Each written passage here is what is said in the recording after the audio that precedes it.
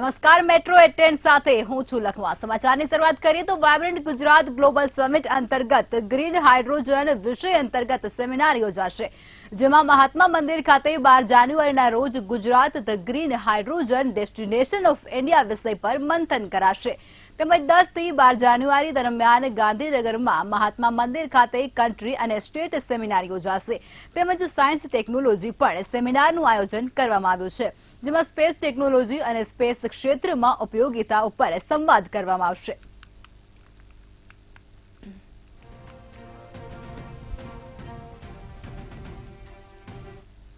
અને ગ્રીન એનર્જીનું એક મોટું જે એક્ઝિબિશન અમે ટ્રેડ શોમાં કરીશું અને એમાં પણ આ થીમમાં અમે મુખ્યતઃ જે સોલર રૂફટોપ ની ટેકનોલોજીસ છે, સાથે સાથે ગ્રીન હાઇડ્રોજનનું મોડલિંગ છે, પીએમ કુસુમમાં અમે કઈ રીતે કરીએ છીએ એ રીતે અને મુખ્યતઃ જે RDSSમાં જે સ્માર્ટ મીટર છે એનું પણ લાઈવ ડેમો અમે કરવાના છે। વાયબ્રન્ટ ગુજરાત ગ્લોબલ સમિટની 10મી આવૃત્તિનો પ્રારંભ શરૂ થવાનો છે। ગાંધીનગરમાં મહાત્મા મંદિર ખાતે વાયબ્રન્ટ સમિટ યોજાશે, ત્યારે ગાંધીનગર હેલિપેડ ગ્રાઉન્ડ ખાતે 9 જાન્યુઆરીથી 23 જાન્યુઆરી સુધી નામાંકિત કંપનીઓ ટ્રેડ શો યોજશે। વાયબ્રન્ટ સમિટમાં 125 થી વધુ કાર્યક્રમ યોજાશે અને 136 દેશો તેમાં રજીસ્ટ્રેશન પણ કરાવી ચૂક્યા છે। વાયબ્રન્ટ સમિટ અને ટ્રેડ શોનું ઉદ્ઘાટન નરેન્દ્ર મોદીના હસ્તે કરવામાં આવશે।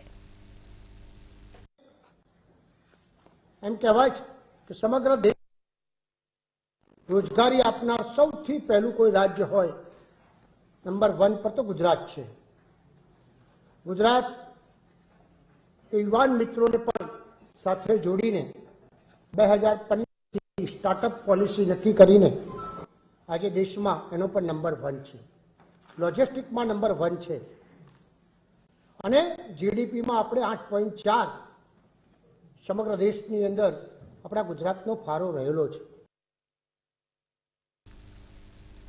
અમદાવાદમાં એએમએ ખાતે જાણીતા પત્રકારે પરિષદ યોજી હતી।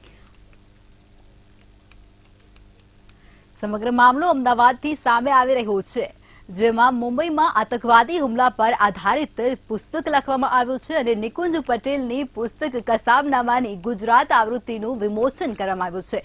ભારતના ઇતિહાસમાં દર્દનાક એવા 26/11/2008માં થયેલ મુંબઈ આતંકવાદી હુમલામાં જોડાયેલા ખૂંખાર આતંકવાદી અજમલ કસાબ જીવનના અજાણી પુસ્તકમાં મંતવ્ય ન્યૂઝના જાણીતા પત્રકારે પોતાના શબ્દોમાં કંડારી છે।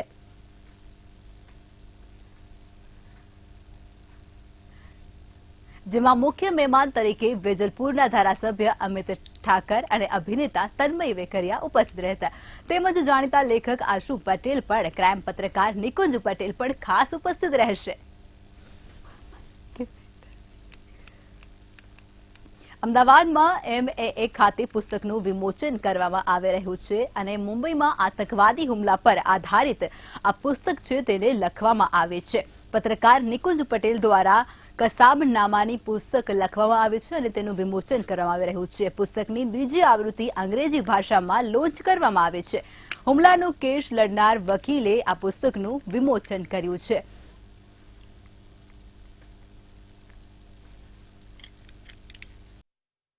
કસાબના વખતની 26/11ની ઘટના છે।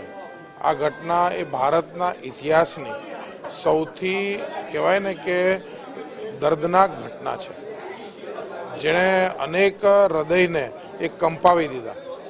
આ પ્રકારની ઘટનાને જો કોઈ લખીને પ્રોપરલી કંડારે નહીં તો સાચો જે ઇતિહાસ છે એ સમયનો એ આવનારી પેઢી સુધી એ જ રીતે ના પહોંચે જે રીતે એમણે 265 દિવસ સુધી આ કોર્ટમાં બેસીને કવર કર્યું। 73 કલાક લાઈવ એટેકની સામે બેસી અને તાજ હોટલની બહાર આખું કવર કર્યું।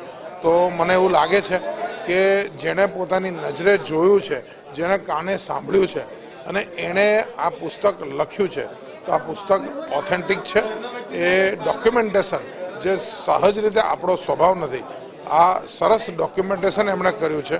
સૌથી પહેલાં તો નિકુંજભાઈને ખૂબ ખૂબ અભિનંદન કે જે પુસ્તક અમુક વર્ષો પહેલાં એમણે ગુજરાતીમાં લખવું આજે એ જ ટ્રાન્સલેટ થઈને ઇંગ્લિશમાં આવી રહ્યું છે. અને આ વસ્તુને એટલા માટે રિલેટ કરી શકીએ કારણ કે ત્યારે એટલા મેચ્યોર્ડ અમે થઈ ગયા હતા કે એ આખો હાદસો લગભગ નજર સામે થયો હોય એવું કહી શકાય.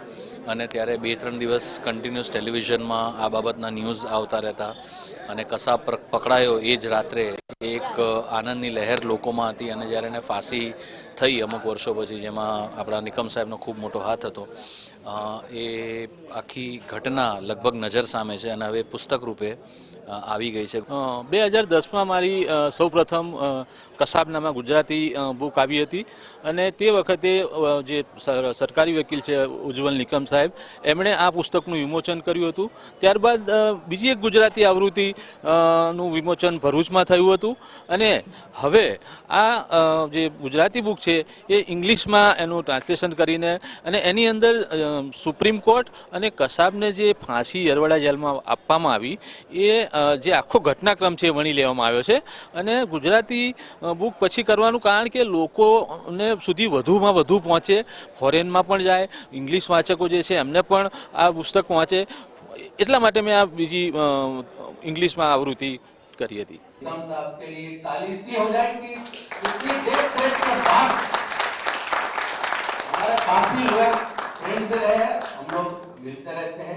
लेकिन जयंत पटेल साहब टाटा कैरियर तो ऐसे कुछ लोग जो जुडिशियरी में तो देखे हैं उसमें से एक निगम साहब है. આ પુસ્તક ઇંગ્લિશમાં બહાર પડવું બહુ જરૂરી છે અને ગર્વની વાત એ છે કે આ પુસ્તક એક ગુજરાતીએ લખ્યું છે.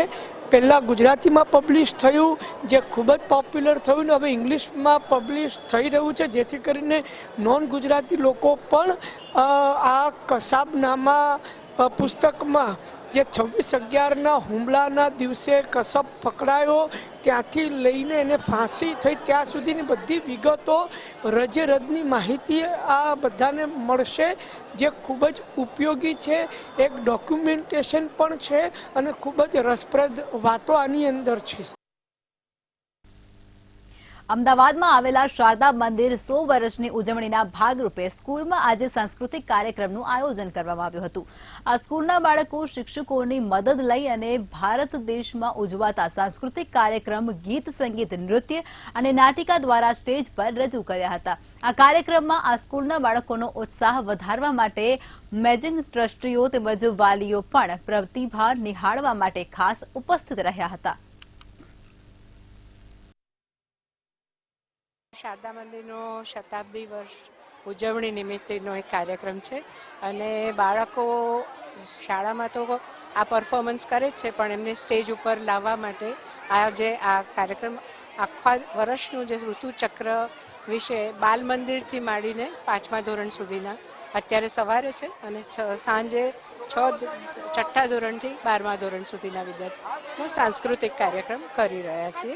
આજે અમારા દરેક વિભાગના બાળકોએ ભાગ લીધો. એમાં જુદા જુદા વેશભૂષા કરી ગાંધીજી, નરેન્દ્ર મોદી, ઇન્દિરા ગાંધી, ઝાંસીની રાણી એ ટાઈપના પાત્રો તૈયાર કર્યા અને ઋતુ પ્રમાણેના બધા સુંદર ગીતોનું આયોજન કરવામાં આવ્યું અને બાળકોએ ખૂબ ઉત્સાહથી ભાગ લીધો. અમારી શાળાને 100 વર્ષ પૂરા થયા છે અને એ સંદર્ભમાં અમને લાગ્યું કે શાળાની ઓળખ સમાજને આપવી જોઈએ.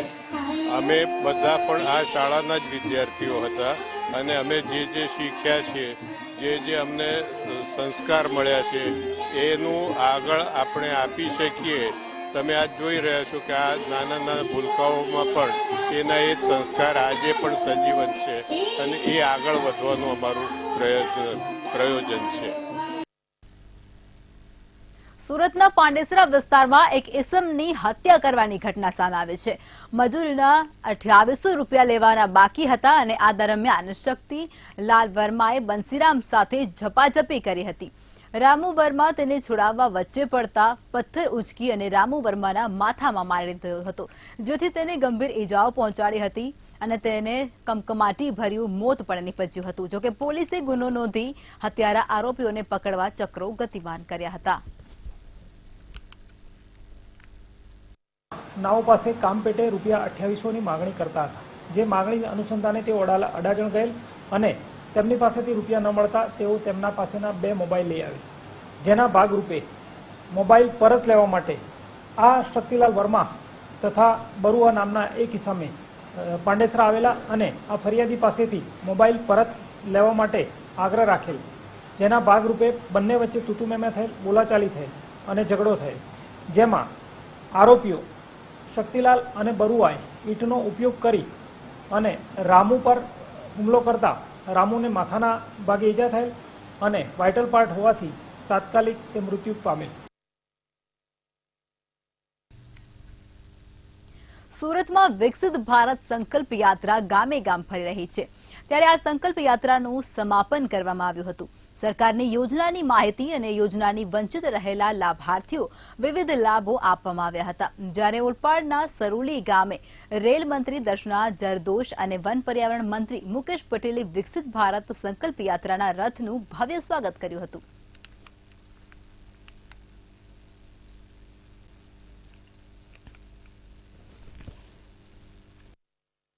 જ્યારે દેશના વડાપ્રધાન નરેન્દ્રભાઈ મોદી સાહેબે ઝારખંડથી ખૂટી ગામેથી આ યાત્રાની શરૂઆત કરી હતી અને સમગ્ર સુરત જિલ્લાના 566 જેટલા ગામોની અંદર સમગ્ર 22 જેટલા રથો ફળીને અને ઓલપાડની અંદર લગભગ 98 જેટલા ગામોની અંદર રથ ફળીને આજે જિલ્લાનું સમાપન પણ સરોલી મુકામે હતું અને તાલુકાનું સમાપન પણ આજે સરોલી મુકામે હતું. ત્યારે સમગ્ર આ યાત્રા દરમિયાન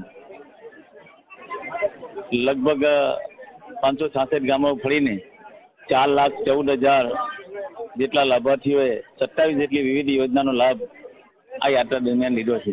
સહાય મળે છે, પણ મારા હસબન્ડનું જ્યારે અકસ્માત થયું હતું ત્યારે અમારું પરિવાર આખું વેરવિખેર થઈ ગયેલું હતું, પણ અમને નરેન્દ્ર મોદી દ્વારા જે 1250ની સહાય મળે છે એમાંથી અમે આર્થિક રોજગાર પૂરું પાડીએ છીએ. મારા 2 છોકરાઓ છે તેનું ભરણ પોષણ પણ હું આમાંથી જ કરું છું. વડોદરા મનપા દ્વારા 4 કરોડના ખર્ચે બનેલ રોડ ખોદી અને 6 કરોડ 63 લાખની ડ્રેનેજ લાઇન નાખવામાં આવશે, ત્યારે પ્લમ્બરિંગ લાયસન્સ રદ થયું હોય તેવા ડ્રેનેજ કોન્ટ્રાક્ટરને કામ અપાતા અનેક સવાલો ઉભા થઈ રહ્યા છે. તેમજ ડ્રેનેજ કોન્ટ્રાક્ટરે મેયરના વોર્ડ નંબર 4માં જ 201 દિવસ કામ બંધ રાખ્યું હતું, ત્યારે ડ્રેનેજ લાઇન નાખવાની હતી તો 4 કરોડનો રોડ શા માટે બનાવ્યો એ પણ એક મોટો સવાલ ઉભો થયો છે.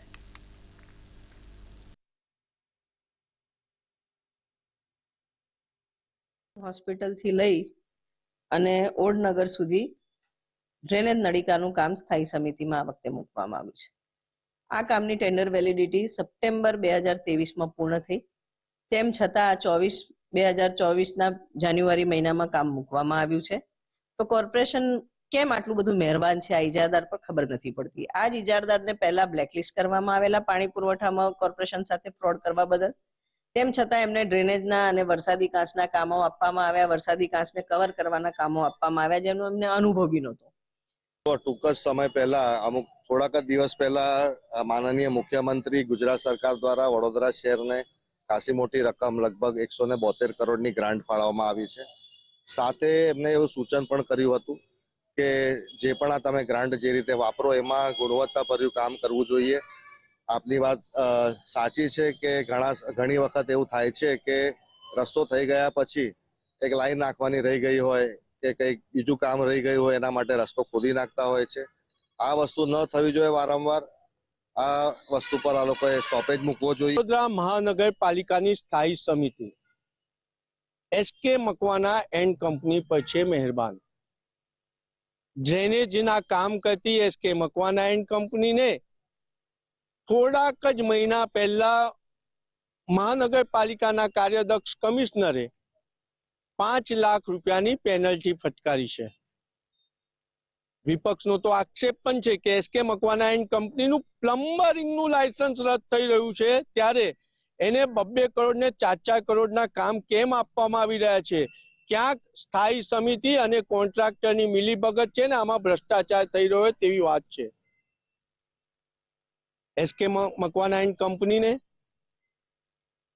આજવા રોડથી ખોડિયારનગર જતા 20 મીટરના રોડ પર એક વરસાદી કાંસનું કામ આપવામાં આવ્યું છે ને આપ જોઈ શકો છો.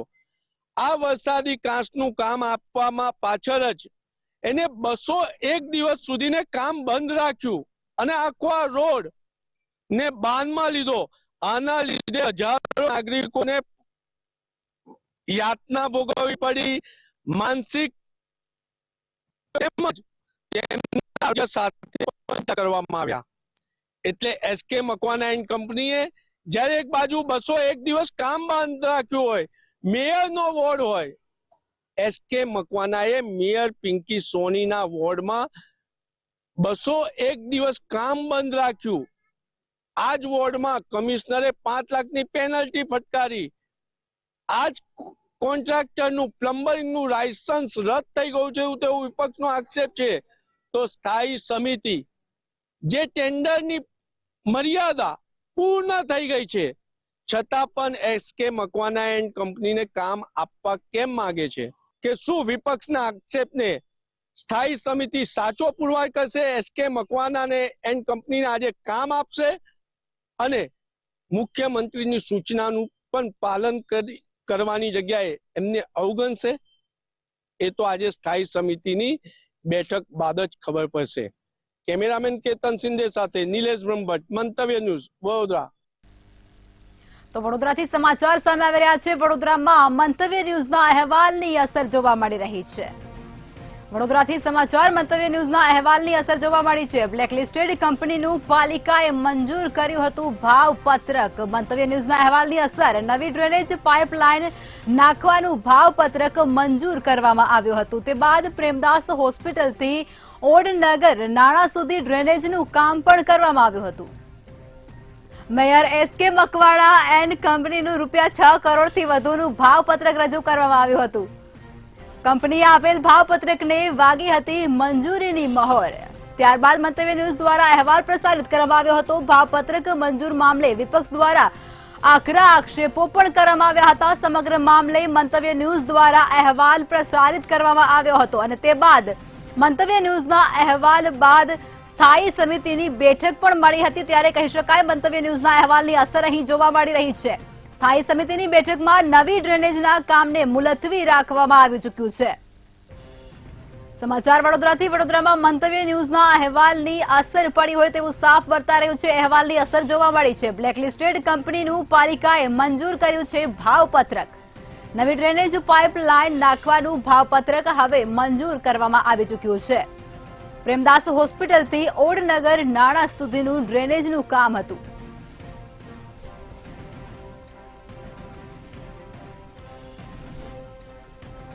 વડોદરામાં મંતવ્ય ન્યૂઝના અહેવાલની અસર જોવા મળી રહી છે. કંપનીએ આપેલ ભાવપત્રકને લાગી હતી મંજૂરીની મહોર. ત્યારે ભાવપત્રક મંજૂર મામલે વિપક્ષ દ્વારા આકરા પ્રહારો અને આક્ષેપો પણ કરવામાં આવ્યા હતા. ત્યારે સમગ્ર મામલે મંતવ્ય ન્યૂઝ દ્વારા અહેવાલ પ્રસારિત કરવામાં આવ્યો હતો અને મંતવ્ય ન્યૂઝના અહેવાલ બાદ સ્થાયી સમિતિની બેઠક પણ મળી હતી અને તેમાં નવા નિર્ણયો પણ કરવામાં આવ્યા છે. સ્થાયી સમિતિની બેઠકમાં નવી ડ્રેનેજના કામને મુલતવી રાખવાનો નિર્ણય છે, આદેશ છે તે આપવામાં આવ્યો છે. વડોદરામાં મંતવ્ય ન્યૂઝના અહેવાલની અસર પડી છે. અસર સાફ વર્તા રહી છે. બ્લેકલિસ્ટેડ કંપનીનું પાલિકાએ ભાવપત્રક મંજૂર કર્યું હતું.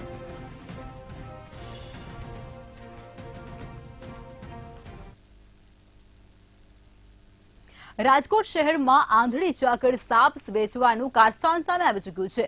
મુંબઈથી આવેલી વાઇલ્ડ લાઇફ ક્રાઇમ કંટ્રોલ બ્યુરોએ સ્થાનિક વન્યપ્રેમી અને વન્ય વિભાગની મદદથી ટ્રેન ગોઠવી અને આંધળી ચાકડ વેચનારા 2 શખ્સોને દબોચી લીધા હતા.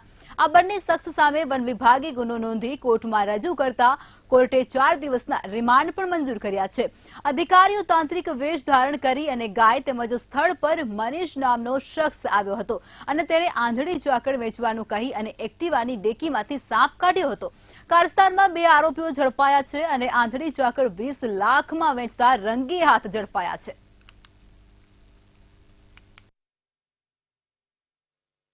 આવી આંધળી ચાકડનો વેપાર કરતા હોવાની બાતમી મળતા વન વિભાગની ટીમ અને WCCBની ટીમ દ્વારા એક છટકું ગોઠવવામાં આવ્યું હતું. 3 તારીખના રોજ મોરબી રોડ પર વૃંદાવન સોસાયટીની બાજુના કાચા માર્ગ ઉપર એક છટકું ગોઠવી અને એક આપણા જ અધિકારી તાંત્રિકનો વેશ ધારણ કરી અને છટકું ગોઠવેલું હતું, જેમાં હિતેશ મકવાણા અને મનીષ કાપડિયા જે 2 વ્યક્તિઓ આરોપીઓની ધરપકડ કરવામાં આવી હતી. જેમાં મનીષ કાપડિયા પોતે આ વેપાર સાથે સંડોવાયેલો હતો અને 2 લાખમાં તાંત્રિક સાથે જે આપણા જ અધિકારી બનેલા હતા તેમની સાથે સોદો નક્કી કરવામાં આવ્યો હતો. રાજકોટમાં સનાતન ધર્મ રક્ષક સમિતિ દ્વારા વિરાણી હાઈસ્કૂલના મેદાનમાં શ્રીરામ પધાર્યા મારે ઘેર મહોત્સવનું આયોજન કરવામાં આવ્યું છે, જેને લઈ અને શ્રીરામ જન્મભૂમિ ટ્રસ્ટના ઉત્તર અધિકારીઓ કમલ નયનદાસ રાજકોટ પધાર્યા હતા. રાજકોટ ખાતે સનાતન ધર્મ રક્ષક સમિતિ દ્વારા અયોધ્યા રામ મંદિર જેવી આબેહૂબ પ્રતિકૃતિ તૈયાર કરવામાં આવશે, ત્યારે આ પ્રતિકૃતિની ઊંચાઈ 35 ફૂટ જેટલી રાખવામાં આવશે, જે મંદિરની પ્રતિકૃતિમાં મર્યાદા પુરુષોત્તમ ભગવાન શ્રીરામની 51 ફૂટની પ્રતિકૃતિ દર્શનાર્થે મૂકવામાં આવનાર છે.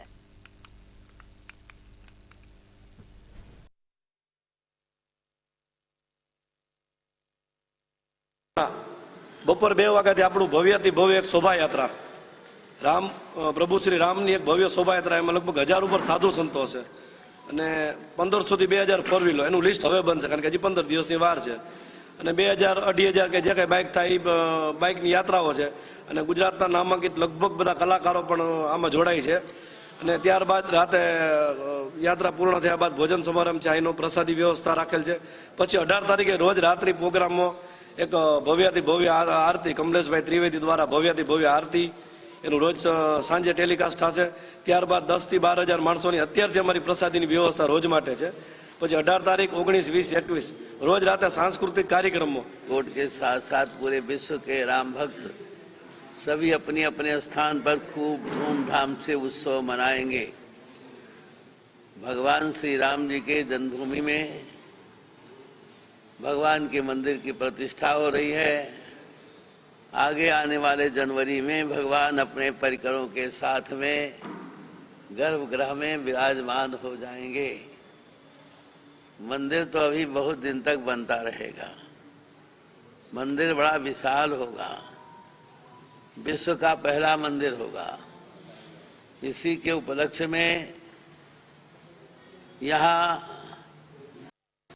सनातन धर्म रक्षा समिति ने निर्णय लिया है, बढ़िया एक मंदिर बनाएंगे और 17 से 22 तक बड़े धूमधाम से उत्सव मनाएंगे, खूब आनंद पूर्वक उत्सव मनाएंगे. આગામી 22 જાન્યુઆરીના રોજ અયોધ્યામાં ભગવાન રામલલ્લા બિરાજમાન થવાના છે, ત્યારે ઠેર ઠેર તેજ ઉજવણી પણ કરવામાં આવી રહી છે, જેના ભાગરૂપે રાજકોટ મહાનગરપાલિકા ખાતે પણ ઉજવણી કરવામાં આવી રહી છે. ત્યારે અક્ષત કળશ યાત્રા રાજકોટ મહાનગરપાલિકા ખાતે એવી પહોંચી છે, ત્યારે જેનું મેયર અને કમિશનર સહિતના પદાધિકારીઓ સાથે સફાઈ કામદારોએ પણ સ્વાગત કરી અને પૂજા અર્ચના કરી હતી. કોર્પોરેશન તરફથી અમને જે આ મોકો આપ્યો છે કળશ જે સ્થાપનનો અને અયોધ્યા ત્યાં જશે એટલે અમને એટલો ગર્વ છે કે વાલ્મીકીનો અમારો કેટલો મોલ અને કેટલું અમારું માન ને સન્માન અમને આપી રહ્યા છે. એ અમારો બહુ જ એટલે બહુ ઉત્સાહની વાત છે અમારા માટે. અમદાવાદના જુહાપુરાના રહેવાસી સિબિર ગાંધીએ પોતાની પત્નીની ગાડીમાં જીપીએસ ટ્રેકર લગાવી અને તેની જાસૂસી કરતો હતો. પતિ પત્ની વચ્ચે છેલ્લા 5 વર્ષથી ચાલતી તકરારના કારણે 70 વર્ષીય વૃદ્ધ એ તેની પત્ની અને તેના પુત્રની જાસૂસી કરવા માટે ગાડીમાં જીપીએસ લગાવ્યું હોવાનું સામે આવ્યું છે.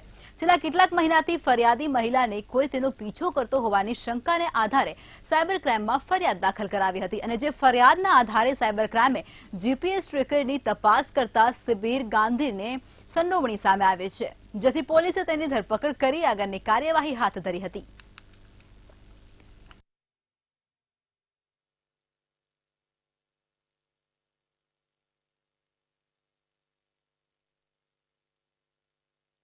સાયબર ક્રાઇમમાં એક મહિલા દ્વારા એક ફરિયાદ કરવામાં આવી હતી કે એમનું જે બેલેનો કાર છે, વાહન છે, 4 વ્હીલર કાર, એની અંદરથી જીપીએસ મળી આવ્યું છે અને એમને એવું ડાઉટ જતું હતું કે મારું કોઈક પીછો કરી રહ્યો છે, એના માટે આ જીપીએસ લગાડવામાં આવ્યું છે. જેના આધારે એમણે સાયબર ક્રાઇમમાં એક ફરિયાદ આપી હતી અને સાયબર ક્રાઇમ દ્વારા એ જીપીએસની બધી ડિટેલ્સ લઈને અને ક્યાંથી એ ખરીદવામાં આવ્યું હતું અને એ બાબતની ઇન્વેસ્ટિગેટ કરીને અમારી ટીમે એક આરોપીની ધરપકડ કરી છે, જેમનું નામ છે સબ્બીર ઇબ્રાહીમભાઈ સુલેમાનભાઈ ગાંધી. જામનગર મહાનગરપાલિકા ખાતે સ્ટેન્ડિંગ કમિટીની બેઠક મળી હતી ત્યારે આ મળેલી સ્ટેન્ડિંગ કમિટીની બેઠકમાં 33 જેટલા કામોને મંજૂરી આપવામાં આવી હતી જેમાં 3 જૂનના નંદઘર બનાવવાના કામ તેમજ અલગ અલગ મશીનરી સેન્ટ્રલ લાઇટ સહિતના કામોને મંજૂરી આપવામાં આવી હતી જેમાં 23 કરોડ 10 લાખના ખર્ચે 33 કામ પૂર્ણ કરવામાં આવશે। મળેલ સ્ટેન્ડિંગ કમિટીમાં કુલ 33 વિવિધ વિકાસ કાર્યોના એજન્ડા હતા જેમાં અલગ અલગ 3 ઝોનમાં નંદઘર બનાવવાના કામ, સ્ટ્રોમ વોટર ડ્રેનેજ બનાવવાના, અલગ અલગ મશીનરી ખરીદી, ઓટોમેશન સિસ્ટમ, સેન્ટ્રલ લાઇટિંગ, ગટર વર્ક્સ, સીસી ચરેડા, કેનાલ બ્રિજ, ગાર્ડન વર્ક્સ જેવા વિવિધ વિકાસ કાર્યોના કુલ 33 કામોને બહાલી આપવામાં આવી છે જેની કિંમત 26 કરોડ 10 લાખ થવા જઈ રહી છે। અમદાવાદના નવરંગપુરા પોલીસ મથકમાં એક આરોપીની ધરપકડ બાદ તેને કોર્ટમાં રજૂ કરવાના સમય દરમિયાન તેની તબિયત લથડતા તાત્કાલિક તેને સારવાર માટે ખસેડવામાં આવ્યો હતો। તબિયત લથડતા તેને તાત્કાલિક સારવાર માટે ખસેડવામાં આવ્યો હતો, હોસ્પિટલે લઈ જવામાં આવ્યો હતો। સારવાર દરમિયાન તેનું મોત નીપજ્યું હતું અને સમગ્ર મામલે હવે મૃતક આરોપીના પરિવારજનોએ પોલીસ પર આક્ષેપો લગાવ્યા છે। દીપક પંચાલ નામના વ્યક્તિએ 58 લાખ રૂપિયાની છેતરપિંડી કરી હતી અને જે મામલે ફરિયાદ નોંધાતા દીપક પંચાલની ધરપકડ કરવામાં આવી હતી। પરિવારના આક્ષેપ સામે પોલીસે પણ જણાવ્યું છે કે પોલીસ તેની કામગીરી યોગ્ય રીતે કરી છે અને મૃતકનું ફોરેન્સિક પોસ્ટમોર્ટમ પણ કરાવવામાં આવી રહ્યું છે। પોલીસની જો કોઈ બેદરકારી હશે તો તેના વિરુદ્ધ પણ કડકમાં કડક પગલાં લેવામાં આવશે। જે છે દીપકભાઈ સોમાભાઈ પંચાલ તે તેમાં નોકરી કરતા હતા જે ગઈ એપ્રિલ 2023થી લઈ અને ઓગસ્ટ 2023ના પોતાના ફરજકાળ દરમિયાન પેઢીમાંથી ગેરકાયદેસર રીતે જે સોનાના દાગીના બનાવવાના મુદ્દામાલ એમને પોતાની રીતે લઈ લીધેલા અને અમુક પેઢીને પણ આ માલ વેચી દીધેલો અને ખોટા બનાવટી બિલો બનાવી અને પોતાના અંગત હેતુ માટે નાણાં રાખી લીધેલાની ગેરકાયદેસર 406, 420, 467 પોતે મુજબની એક અરજી દાખલ કરી હતી, જરૂરી મંજૂરી મેળવી અને આ કામે એના વિરુદ્ધ પુરાવા પ્રાથમિક દ્રષ્ટિએ જણાતા। તો બુલેટિનમાં અત્યારે બસ આટલું જ। વધુ સમાચાર માટે આપ જોતા રહો મંતવ્ય ન્યૂઝ। નમસ્કાર।